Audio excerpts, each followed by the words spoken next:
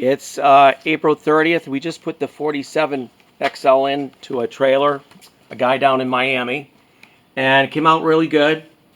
It's 47 XL. Really good suction.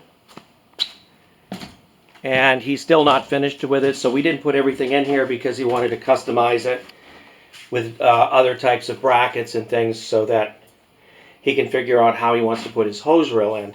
But other than that, I mean, this machine is just something else. Really did well, temperature and vacuum wise.